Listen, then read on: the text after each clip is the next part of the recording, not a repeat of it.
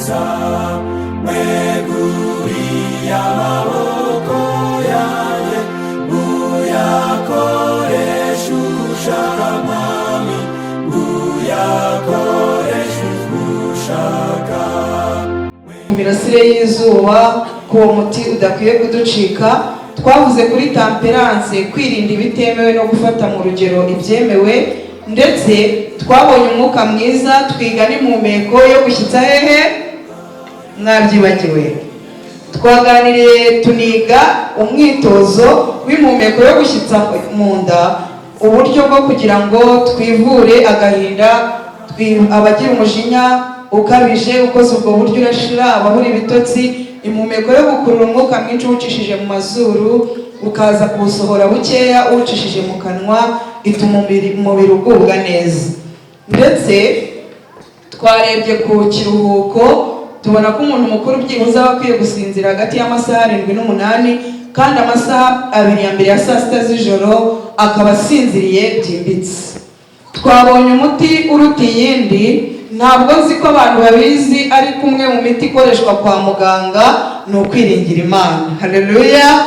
Byaranejeje ubwo nasangaga mu buryo dukwiriye gukoresha igihe tuvura abarwayi, n'abaganga baributse gushyira mu bitabo k'umurwayi, cyane cyane igihe uri kumutangiza imiti y'igihe kirekire, cyane cyane igihe uri kumubwira ko indwara arwaye itagira umuti n'urukingo. Hari isura yanditse mu gitabo yuko dukwiye gukangurira abarwayi kwiringira Imana. Haleluya! Ni umuti mwiza rero. Iyo miti 8 dukomeze kuyikoresha neza kugira ngo tubashe gutunga amagara mazima. Kubw'uyu mugoroba ndashaka kubaganiriza ibirebana n'ijambo dukunze gukoresha, indwara z'akarande, ndetse tunarebe uburyo dushobora gukoresha ibyo turya n'uko tubaho tugakira zimwe mu ndwara zitashoboye kuvurwa n'imiti. Ndagira ngo mbanze mbabwire ibintu 3 umuntu ashobora gukora yabishobora akazabaho atarwara. Ibintu 3 umuntu ashoboye kubishyira mu bikorwa yabaho atarwara. Icya mbere ni uguhagarika ibikomoka ku matungo. Kugira ngo nshimangire iryo jambo, abantu bareka kurya ibigerageza guhunga iyo bagiye kubirya. Murabyumvise? Kureka kurya ibigerageza guhunga iyo bagiye kubigira gute? Kubirya. Wakongera ukabisobanura ko ari ukureka kurya ibireba. Kurya ibigira bite? Kurya ibireba. Cyangwa se kugira ngo n'abana bato babyumve, ukavuga uti abantu bakwiye guhagarika kurya ibiva amaraso niba bashaka kubaho batarwara. Ni kimwe muri 3 bikomeye abantu bashoboye kwitwararika byatuma bagira amagara mazima. Icya kabiri ni uko abantu bashoboye kudakaranga. Utagira gute? Sinzi ko abanyamujyi biba biboroheye kubabwira ngo umuntu ashobora kurya adakaranze, ariko bimwe mu bidutera guhora dutunze kwa muganga ni ugukaranga. Aho amavuta umuntu yacamutsa akamera nabi cyane, washyiramo ikintu agatabaza. Ubwo buryo dukunze gukoresha buri mu bituma tugira zimwe mu ndwara turwara. Nabemereye ko mbabwira bingahe umuntu yakitwararika akabaho atarwara. Maze kubabwira bingahe? Icya 3 rero ngiki ni uguhagarika gukoresha ibikorerwa mu nganda. Mbese biroroshye? Ntabwo byoroshye ariko birashoboka, si byose? Ibikorerwa mu nganda bifite uko bitegurwa n'ubushobozi bihabwa kugira ngo bibashe kumara igihe kirekire, ariko ibyo bikaba biri mu bintu bitwangiza. Bigaragarira cyane mu bihugu abantu badashobora kubona ibintu bishyashya bivuye mu murima, maze abantu bo muri ibyo bihugu bagakoresha ibikorwa n'inganda. Usanga bagira ibibazo bikomeye cyane by'umubiri. Umuntu rero ashoboye kureka kurya ibihunga, kureka ibikorerwa mu... Abantu bajya bibaza bati se umuntu yabaho atanywa amata, atarya inyama n'ibindi runaka, wakora urutonde, uwo muntu akazakura hehe poroteyine? Umuntu ntiyakibaza? Yakibaza? Ndashaka kubabaza, inka irya inyama? Inka irya inyama?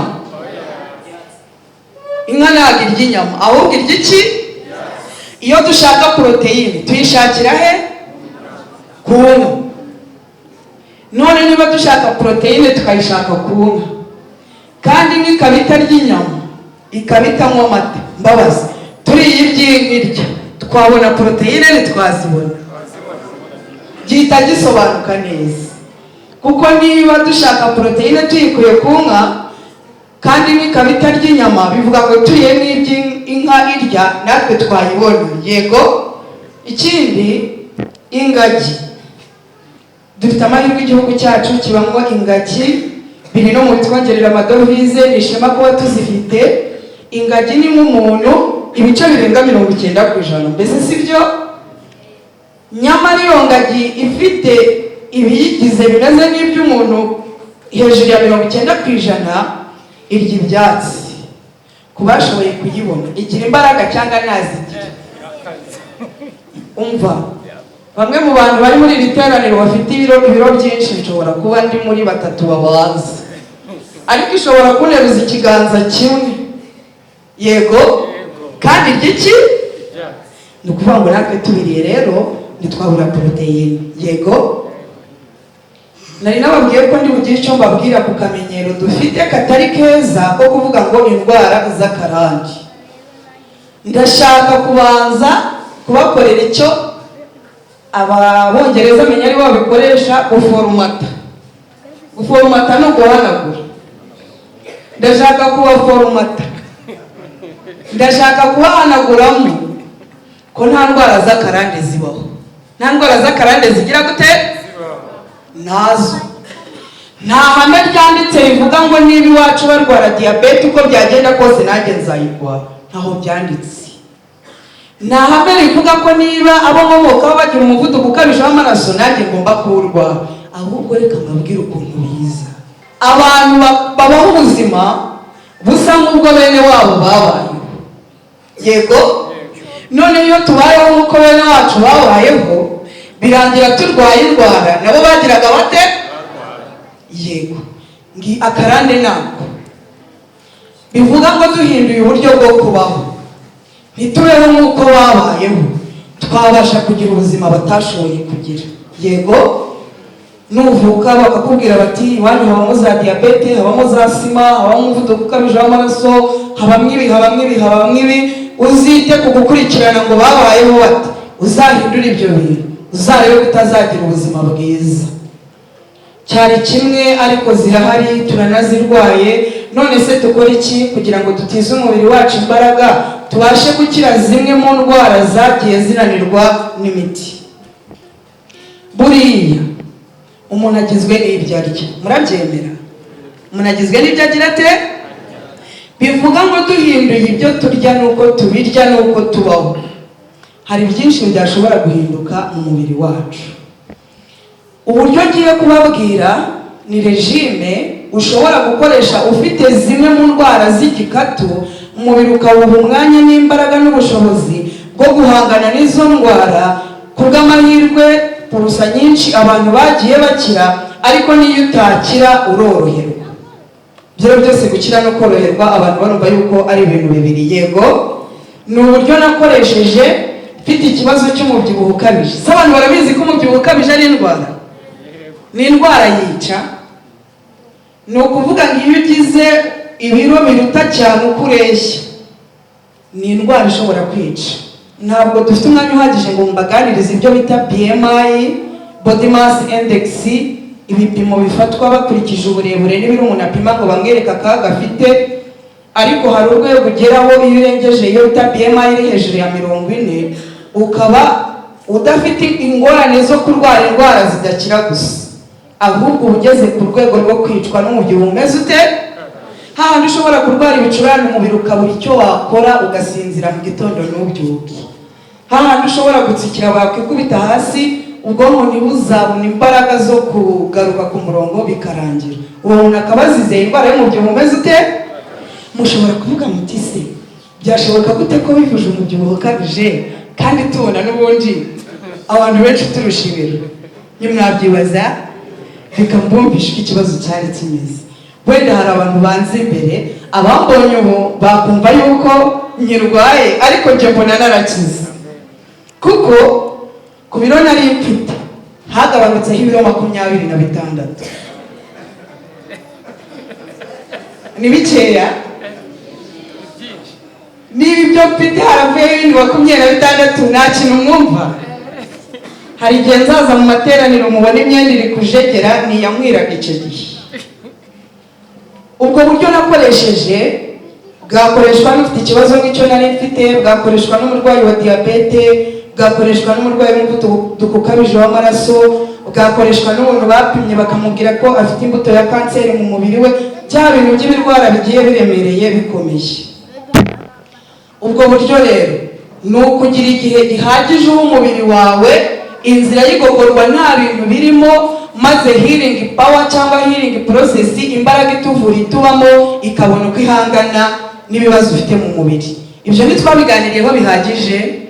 Uburyo bwo kubikorera nibwo ngiye kubabwira. Iyo regime umuntu akoresha mushobora kuza kubiha agaciro gake kuko mubibonye mutabyishyuye, ariko kugira ngo njye byige babinyigishe nishyuye 200,000 si amafaranga menshi. Ubwo iryo somo nibahaye ku buntu ntimuriho agaciro gake, mbese si byo? Urabyuka mu gitondo ukanywa amazi, twize kunywa amazi, haza ubwo wenda tubwe kunywa amazi saa 11 za mu gitondo, saa 1 za mu gitondo uba wemerewe gufata ifunguro ryawe rya mbere. Iryo funguro riba rigizwe n'iki?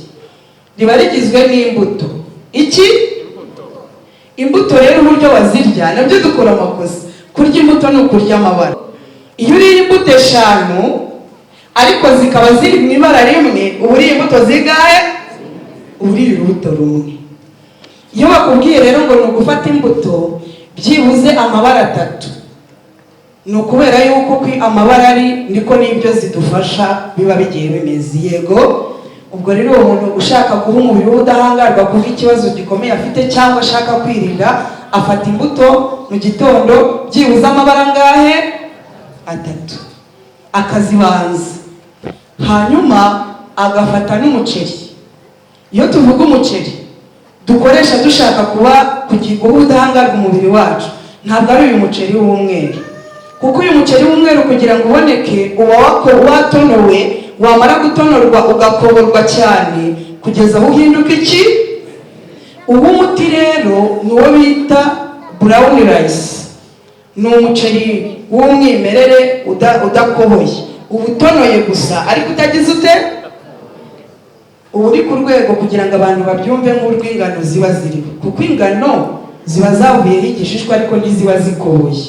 N'umuceri rero ushobora gukurwaho ibishishwa ariko ntugirwe ute? Ntukoborwe. Iryo funguro ryawe ukarifata, ubundi ku manywa ikirebana n'amazi ukirirwa ubigenza ute? Wiyanywa. Numvise umuntu uvuga kunywa amazi ku manywa muri iri teraniro. Ntabwo yitabiriye amateraniro yacu, ariko iyo dushaka gukoresha amazi nk'umuti ku manywa tubigenza gute?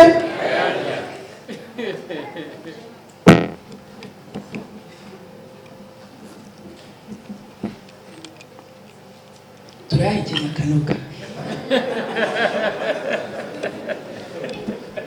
Turayahekenya akanoga, yamara kunoga tukayamisha.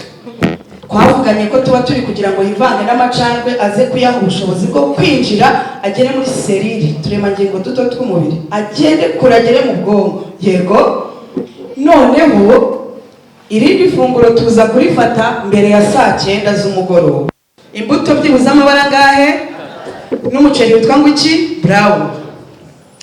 Hagati ya saa 7 na saa 9 ufata ifunguro rya kabiri rigizwe n'imboga mbisi n'umuceri wa brown. Imboga mbisi nibyo abasirimu bita salade, ariko nazo tuzifata mu mabara. Icyitwa amabara mujye mugiha agaciro cyane mu gihe cyo gutegura ifunguro, sibyo?